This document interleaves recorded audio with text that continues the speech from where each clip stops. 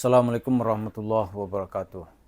Para pemirsa, ini sekarang kalau bercerita Yusuf Mansur itu umumnya orang sudah tahu bahwa dia adalah seorang yang suka menipu. Untuk lebih jelasnya, ada ucapan Ali bin Abi Thalib karamallahu wajhah. Katanya umat ini akan rusak. Yang pertama ada namanya al-alim al-fajir. Orang berilmu atau tokoh-tokoh agama itu melakukan tindakan-tindakan yang berdosa. Ada alim al-fajir, ada abid al-jahil, al-abid al-jahil. Ada nanti jamaahnya itu bahlul. Jadi tokoh-tokoh agamanya penipu, jamaahnya ini taat tapi taat dalam kebodohan.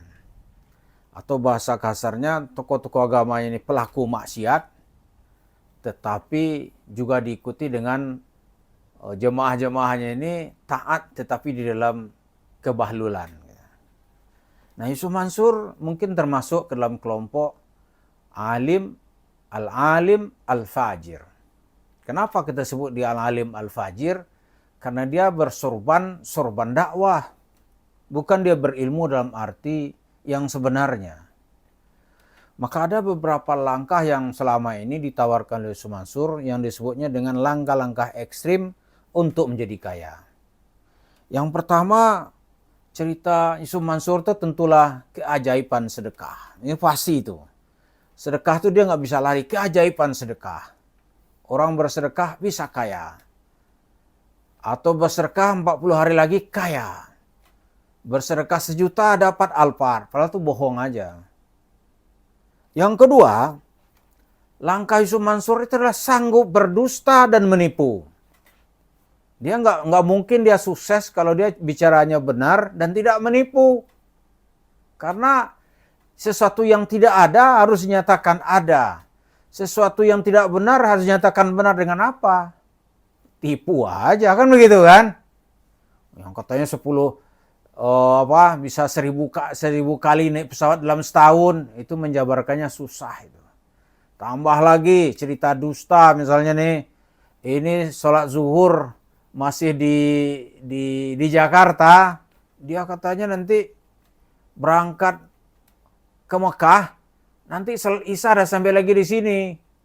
Itu kan cerita omong kosong. Naik apa gitu.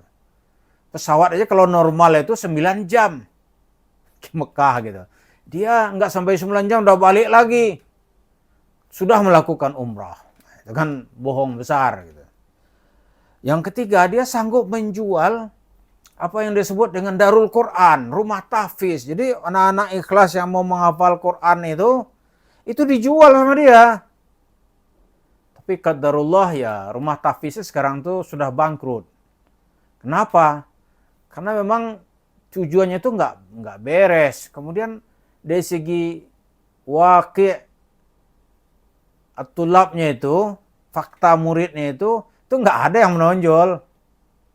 Di DKI-nya dia nggak pernah dapat nomor. Jadi orang wali santri melihat ini nggak bonafit ini. Ya kan? Didaku, Darul Quran, rumah tahfiz, itu jualan.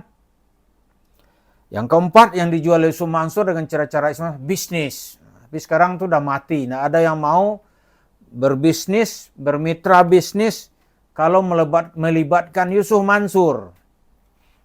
Ya kan? Nah, terakhir yang masih dia jual-jual terus ini yaitu kuburan. Itu cara Yusuf Mansur berbisnis menjadi kaya secara ekstrim. Kuburan. Orang mati dijual, sehali Jabir dijual. Saya nanti akan buatin konten yang belum dijual masih ada gitu. Tapi nanti kita buatkan. Kemudian dengan siapa Yusuf Mansur ini berkolaborasi? Yang pertama yang berkolaborasi tentu yang bisa mendatangkan uang. Nggak perlu misalnya kolaborasi itu tokoh koruptor, ya nggak peduli dia. Mungkin dia sanggup menjanjikan pahala, ya kan? Menjanjikan surga. Nanti kita datang ke Nabi Muhammad. Kita bersalawat 1000 kali sehari. Ini modal kita menemui Nabi Muhammad. Nanti datanglah malaikat Jibril. Ya Muhammad, gitu kan. Ini orang yang bermodal selawat. Yang untuk mendapatkan syafaatmu. Bullshit. Nggak ada cerita Islam gitu-gituan. Nabi sendiri, dia sebut namanya nih, itu nggak bisa menjamin dia masuk surga. Coba aja tuh Nabi berselawat, Allahumma sholli ala Muhammad, Allahumma sholli. Nggak masuk surga dia. Nabi itu menjelaskan kebenaran, menjelaskan nilai-nilai tauhid. Dia membelanya dengan sekuat hati dan tenaga. Dia berperang menegakkan nilai-nilai itu. Dia lawan musuh-musuh Allah. Gitu. So Mansur, aneh selawatin, tunjuk, ambil, bawa. Pencuri itu. Maka yang pernah mengikuti Mansur pasti berurusan di penjara. Kemudian dia melakukan lagi terakhir tuh. Dia juga terlibat ya, tuh bukan terlibat sih, berkolaborasi dengan teman-temannya yang telah menjadi tersangka, ya kan? Telah menjadi tersangka dalam kasus pedofil. Pedofil itu ya secara sederhana adalah pelecehan seksual terhadap anak-anak di bawah umur. Ya kan? Kalau dulu kita dengar cerita-cerita ini, saya pernah punya buku dalam edisi bahasa Inggris tuh, itu kehidupan di agama sebelah. Karena dia mengharamkan menikah gitu. Nah, ini kawan-kawan Sumansur nih kan 2 minggu lalu kan ada itu foto-fotonya. Ditangkap polisi. Kasusnya apa? Pedofil. Jadi berlindung di balik cerita rumah tahfiz, ya isinya ya auzubillah, itu jahat sekali. Kalau dalam hukum Islam yang berlaku, pedofil itu harus dihukum mati. Nah, itulah kolaborasi Yusuf Mansur gitu. Apakah dia melakukan juga? Tidak tahu kita. Kita tidak tahu. Kita juga tidak boleh menuduh kalau tidak ada bukti. Gitu. Tapi yang jelas, kalau dengan koruptor, dengan apa tadi itu ada buktinya. Kemudian temannya Yusuf Mansur itu ternyata pedofil, pemerkosa anak-anak. Gitu. Pemerkosa orang dewasa aja hukumnya berat, apalagi ini anak-anak. Ya kan? Ada nggak kaum-kaum Yusuf nanti kaum homo gitu? Atau kaum lesbi gitu? Tentu ini kita tunggu. Tapi orang-orang yang kalau otaknya duit nanti ditemukan Allah tuh dengan orang-orang yang jauh dari rahmat dan karunia Allah. Auzubillah. Kalau pemberitaan yang ada tuh baru temannya. Ya kan? Baru temannya seorang pelaku homo. Gitu. Maka dari cerita-cerita ini, ya, pedofil, nanti ada kasus-kasus asusila, biasanya akan jalannya itu apa ini? Saling berhimpitan. Gitu. Karena mereka berada ala millatin wahidah. Ya kan? Dalam satu garis.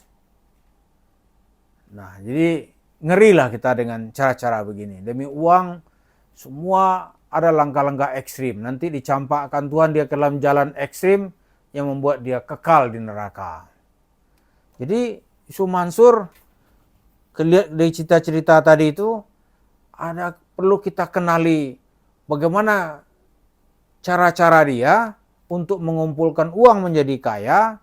Perlu juga kita pahami di langkah kita di mana gitu.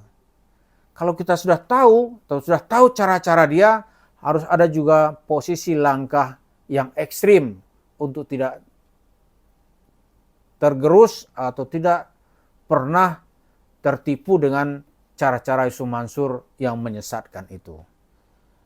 Demikian, semoga teriakan kita, ternyata Yusuf Mansur tidak pernah mengenal jalan tobat. Dia akan menempuh jalannya ini sampai dia bertemu dengan tantangan hidup yang amat berat. Mari kita tunggu bagaimana akhirnya drama yang terus-menerus membawa nama Tuhan, tetapi untuk mendapatkan kekayaan materi walaupun menempuh jalan-jalan yang menipu dan berdosa. Terima kasih. Assalamualaikum warahmatullahi wabarakatuh.